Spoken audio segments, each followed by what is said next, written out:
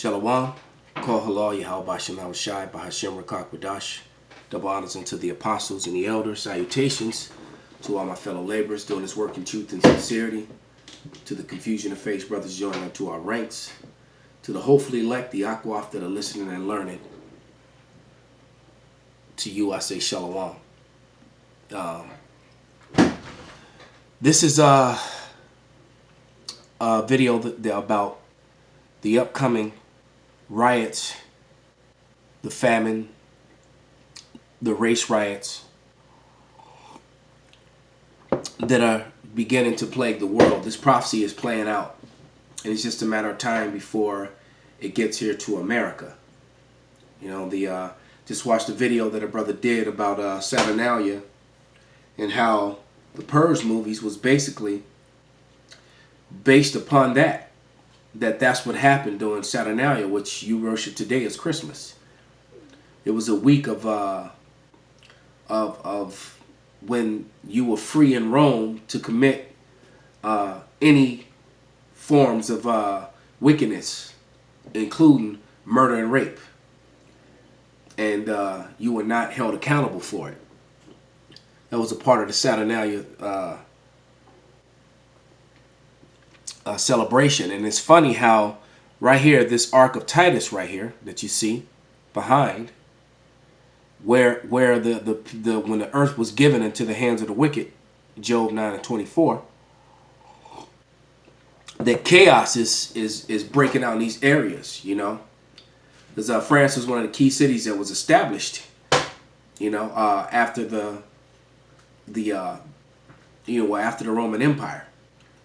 All right, they got this Ark of Titus, which was dedicated, and there's a couple different ones, and even a couple of replicas here in America, and you see semblance of it. There's even one here in Chicago that's kind of mimicking it, but that's basically the celebration of the taking down of Judah, of the Southern Kingdom.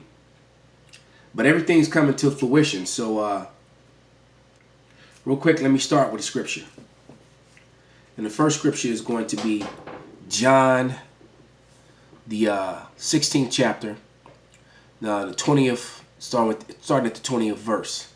And it reads, "Verily I say unto you, that ye shall weep and lament, but the world shall rejoice." What world is going to rejoice? The world of Israel. And ye shall be sorrowful, but your sorrow will be turned into joy. A woman, when she is in travail, have sorrow, because her hour is come. But as soon as she is delivered of the child, she remembereth no more the anguish for the joy that a man is born into the world. All right? So this is going to be a joyous thing. Even though it's going to be horrific, it's going to be a joyous thing for the Israelites that are of the elect that make it through this. Because all this is going to be like a bad dream that goes away. All right, so without any further ado, let's let this video play. If you've missed it, or if you are unaware, all hell has been breaking loose inside of France. We have also had chaos breaking loose in other countries in Europe, including Belgium. And the situation in France hitting new levels as the chaos just continues to spill out into the streets. Over the weekend, we had witnessed these clashes between what they're calling the Yellow Vest movement and these militarized police. Now, we also had witnessed snipers on rooftops. I had tweeted out the video clips of them in position on the rooftops while all this is going on. And for those wondering why the Yellow Vest and what it represents, the Yellow Vest is something that almost everyone in France has to keep in their vehicle in case of an emergency. Meaning that if there's some kind of emergency, your car breaks down on the side of the road, you get out, you're supposed to put on one of these yellow reflective vests so that people can identify that you need help, so on and so forth. But these people, the people of France that are being labeled demonstrators, it's people in mass, and they're even stating here, left and right, together on this. Coming out in mass And they're saying that it was sparked by the talk of a fuel hike and higher taxes. I'm being told by others that live there that it has to do with a lot more than that, that it has to do with taxes through and through across the board, cost of living, the way things are going down, period, in the country. People are extremely upset. And there's a lot of different factors that they're not even mentioning. In terms of political moves, political people that are... And I'm going to pause it right there. You see, the Europeans, you're witnessing the fall of Esau in the place where they established their dominance. It's falling literally right before your eyes. Okay, and it does, and you know, if all you scoffers that LOL, Esau's falling, LOL, LMAO, it's a gradual thing. 2015, there was 40,000 suicides by Edomites who supposedly showed no signs of mental illness, and they were dying by guns they were shooting themselves. So what you're witnessing is the curses fall upon Esau, and he was blessed with the sword. And the modern day sword, any weapon is a sword, and Esau was blessed with that weaponry. And the most used in the common modern day sword is the firearm. All right, which is being used. Esau's turning on himself. Why? Because of disparity. Americans are docile. One of the reasons Americans are so docile is because of the diet. I'm sick right now, fighting a cold. I'm feeling a lot better than I did yesterday and the day before. But Americans are really sick collectively. And the ones that are sick are fat and obese, man. Hypertension and diabetes is across board, across all races in America. All right? If you're out in public, out of 10 people, like half of them are fat. Overweight. And a lot of the things that they're putting in the food are making us docile over here.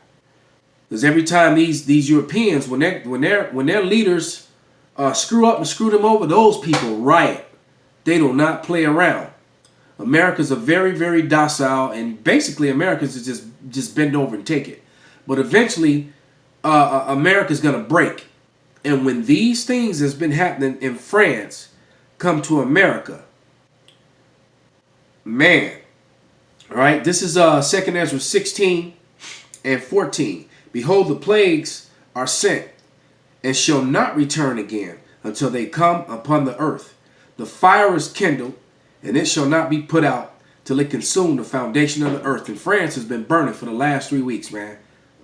And you had a whole city burn up in California. Hell, multiple cities over the last couple years.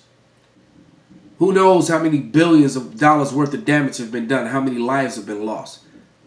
The last count for Paradise, there was the last count that I recall was 680 some people were unaccounted, were missing. And you know it's more than that. They're never going to know exactly how many people died and who died. And then shortly after that, what happened? After all that foliage burned up, the mudslides came, just like we said. All right? So this place is going down, man. And eventually all this is going to lead to World War III. All right? And when World War III starts, enter Yahushai and the mighty angels. And it's over for Esau Edom. This is verse 16. Like an arrow which is shot out of a mighty archer returneth not backward, even so the plague shall be sent upon the earth, shall not return again. Woe is me, woe is me. Who will deliver me in those days? That's also proving to you that Ezra was there. It's here now. Because when he saw this vision, he saw himself there.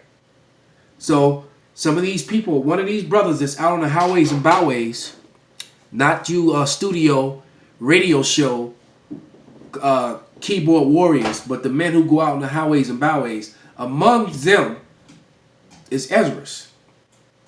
And so is Daniel and many of the other prophets. Because the spirit of the prophets is subject to the prophets. Doing things out here in the realm, the different groups, who's organizing the groups, who's orchestrating the stuff out here. And a lot are saying that they're seeing just everyday people joining these groups because once people at home have no milk, they have no gas to get to work, they then find themselves in a position to where they're stuck too, and they're going to join the fight. So it's been fueling that. They're going to join the fight, but they're also going to knock their neighbor over the head. All right? This is 2 Ezra 16 and 31. Even so in those days, there shall be 3 or 4 left by them that search their houses with the sword. So they'll be going door to door with swords, with guns, trying to get food, water, supplies.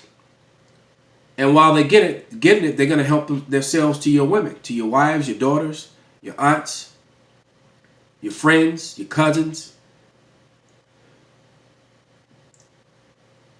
And the earth shall be laid waste, and the fields thereof shall wax old, and her ways and all her paths shall grow full of thorns, because no man shall travel. So these cities are going to become deserted, and they're just going to be battlegrounds, man. Going to have marauders everywhere, like watch the movie Book of Eli, or the movie The Road, or even The Walking Dead. The survivors are what? They're always killing each other, fighting over food, water, resources, women, guns, weapons. All right? All these, Esau is basically preparing you for this, whether you realize it or not. That's why they have so much predictive programming, so many movies on the subject. And at this point, this is where it sits. I wanted to put some clarity out there as to what was happening here with all the yellow jackets, what it was representative of. They're saying they're on the cusp of a state of emergency at this point because things have gotten out of control here. But this is a look at what is happening in France. Wanted to give some updated info, explain a few things. I'll continue to update if things continue to spiral out of control here. I'll leave a link below. Make sure to follow me on Twitter for more as well. It's been Dabu7. All right, and it doesn't end there. All right, Dabu7 is on point with his research and what he does, man. But here's another video that the brother Kowal, one of the head brothers of the Evanston camp here in Chicago, posted into the group me, and I watched it and I was like, I have to use this video, and here it is. I got a question for you, General. In the event of a revolution, do you think the military would turn on the U.S. people? That's been asked me a number of times. My answer to that would be the hierarchy of the government would not stand by the Constitution necessarily, but would stand by... They're not standing by the Constitution now. Americans and American citizens are being judged in courtrooms by UCC laws, which override the Constitution. All right? That's why they can charge you so many fees and lock you up and do whatever they want. Because there are thousands upon thousands upon thousands of UCC codes. All right? And they'll find one or two to put you to. And UCC codes are often done in the color of law. They do things that are not even actual law, but they apply it as if it is law. And if you don't know that, you can't challenge it. So Americans, a lot of the military guys are waking up, as the general is going to tell you. The political chain of command. We know the Marines and the Special Operations Forces for sure will stand by the American people, whether the file and the ranks of all the services. And that's why they're going to, and the Bible even tells you how they're going to send the North Army far off. So when the chaos breaks out here, they're going to make sure the majority of the Marines are overseas anyway. So they're not going to be here to try and put the Constitution back into place and try to protect American citizens. They're going to be overseas fighting fake wars, which they know, which is why you have this this low morale and the issues of coups being formed by high-ranking officers throughout Esau's military system. Would stand by the Constitution and the people is a big question. But I think what's going on, our military is awakening. They see these rules of engagement and the misdiagnosis of the enemy. The lack of proper strategy and tactics to win and come back home is there. The troops know that. And I learned that at West Point. The troops always know. The leaders sometimes don't know. We've already had an... Yeah, no one is stupid, man. All right? No one is stupid at all. A lot of these guys are waking up to the bullshit, man. These weapons of mass destruction that never existed. All right? And watching their fellow military men die. All right, and I can't speak for other branches of service, but I was in the Marine Corps, man. And I know how Marines feel about the other Marines, man. And a lot of Marines, they're loyal to the Corps. They're loyal to the brothers, man. They may not be loyal to the country, but they're loyal to the Marine Corps, man. All right, they take a vow, country this, and then the Marine Corps, but they're gonna be loyal to the Marines, man. This is the way those guys are, man. That's the way they were trained. Attempted coup. When Ambassador Stevens was murdered, General Ham, at the time, he was the head of AFRICOM, was launching a rescue mission with commando troops. And Admiral Guyette, who was the commander of Carrier Task Force 3 in the area, he was providing surveillance, he was providing air cover and intelligence. You will never hear movies about these guys that he's mentioning right now. They won't make movies about them. They'll make a movie about some guy, make him a hero that was in a land where he didn't belong, where he was an insurgent shooting people trying to defend their own land. All right, because you over there on false pretenses. But what you're hearing now, there's not going to be any movies about it. All right? Both men were arrested by their number two. I don't know about the number two. Did you hear that? They were both top commanders were arrested by the two men under them, and he's going to tell you why.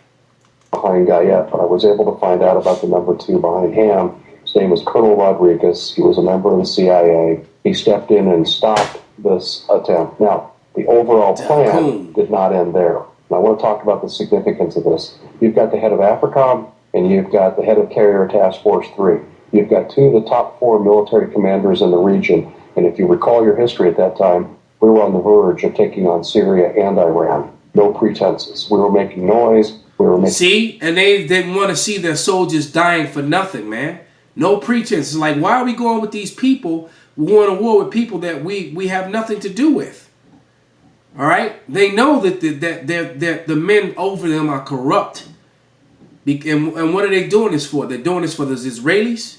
You know, that $7,000 a minute that welfare that's going to them now. They're saying $38 billion. So it was $6 billion a year. Now it's going to $38 billion. $7,000 a minute. You know, that devil that just died made a statement. George H.W. Bush, he said something to the effect that if the American people were to wake up to what they were really doing, they would chase them down in the streets and lynch them. And it's true. You know, the fires are already kindled, man. Provoking moves, trying to get the other side. Wow, then a lynch. I had no idea that was in. So this was considered to be a war zone, and you had two of the top 4 military commanders conspiring to disobey a direct presidential directive to not intervene in Benghazi. Had Ambassador Stevens been rescued and the plot was able to be revealed for all to see, the Watergate of all time, if you will, that would have been the toppling of the Obama administration. Wow. And a bloodless military coup that would have been carried out through legal impeachment and probably imprisonment of this president. Yeah, and if that would have happened, America would have failed right there, but it wasn't time. But and matter of fact, Hillary Clinton probably would have went to prison right along with Obama if that would have actually happened.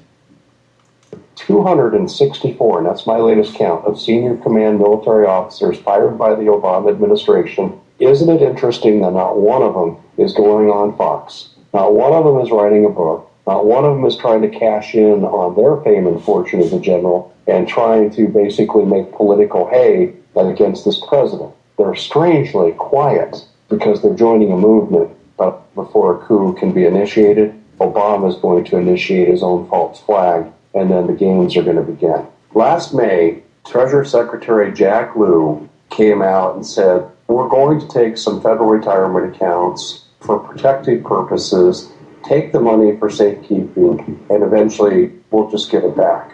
Move forward into last year, we got confirmation that MF Global will never be punished in terms of what John Corzine did, because that follows that principle of 90% of the law is your own possession of that money. The principle has been set. With the stroke of a pen, we've seen almost 18% of the economy under the Affordable Care Act transitioning into control by the government, control of small business functioning, control of who your doctor is, control of all prices related to healthcare. MIRA, coming on the heels of the Affordable Care Act, will follow the same pattern. And what we're going to see is there's going to be a crisis, and then there's going to be the rollout of mandatory MIRA, And the governments who are broke are going to take more and more of our money. Effectively, we are going to become slave labor, where everything we earn is subject to confiscation from the government. We're on the verge of that. In a sense, that's happening already. And everything that we have earned can be confiscated by the government. They can commandeer your bank accounts, and they will. They've already been taken out of retirement funds. There's going to be no retirement, no SSN, no SSI for these people that are retiring, man. You're going to have even more suicides. A lot of these baby boomers are about to retire, and their money's going to be gone. Stock market compared now to 1928, 1929, there's not a lot of difference. And if there's a stock market crash and the government starts grabbing funds, that explains the 2.2 billion rounds of DHS acquired ammunition. You hear that? Department of Homeland Security bought 2 billion rounds. Matter of fact, of hollow points. Bullets that you can't even use in war. They bought for the citizens here in America because they know what's happening in France is coming here. It's going to eventually happen. It's going to break out. And then you're also going to have your racial climb. That race war between Jacob and Esau and everybody else in between, that's going to go down too. To go with their 2,700 armored personnel carriers to the Russians that are training in the streets of America, training in specialized camps. See, so all these foreign soldiers are here are gonna be coming through these streets, and they're gonna be snatching your weaves off. They're gonna be kicking in your doors, raping, robbing you. They're gonna be marauding like watching one of them old Viking movies, man. Okay, that's exactly what they're gonna do. And they're gonna make and the majority of your military is gonna be overseas fighting a fake war. And that's the plan. Send them off to war, and then this thing happens. And this is also why I've talked to two of the fire generals, and what they have told me, some of these generals are actually talking about initiating a guerrilla resistance that will end up being a civil war in this scenario that we're talking about. So I do think we're going to see bloodshed in the streets. I think we're going to see DHS and the Russians and what other blue helmets are in this country against the American. Now they just showed you all those Moabite troops, man. There was some Moabites that contacted the brother Uriah a couple years back, and they were even using their technology to play with his phone bill and his gas bill at his house. And they left threatening messages how they want to kick in his door and all this stuff and torture and kill him and that sort of thing. And how he's gonna love. Matter of fact, let me take that back a little bit. How they're gonna love killing you Negroes, man. So you guys, so all you scoffers on the comment board, you have no idea what's coming for you. And the difference being that the men of the Lord are gonna have that protection and that power. The rest of you are not gonna have that, man. These when these troops are gonna have their way with you. These guys right here. All right, these guys right here, man. Okay, they're gonna fix bayonets. They don't have their bayonets on now. Matter of fact, they even mentioned that in this video. For the sake of time, I don't want it to be too long, because I know how much of a short attention span Jacob has. But they talk about all the bayonets that were given to the police departments. What do you think they're gonna use them for? All right, this is 2 Ezra 15 and 15. For the sword in their destruction draweth nigh, and one people shall stand up against and fight against another, and swords in their hands, like you see on the screen. For there shall be sedition among men, all right, going against the government, and invading one another. They shall not regard their kings nor princes, and the course of their actions shall stand in their hand. All right? So you're going to have checkpoints, martial law, you're going to have time limits, and you're going to have soldiers ripping and running through the streets, doing whatever the hell they want. All right? So with that, I hope this was an edifying lesson. Call halal Yahweh Bashem Shai, Bashem Rakakwadash. Hold on, brothers. We're almost out of here. Shalom.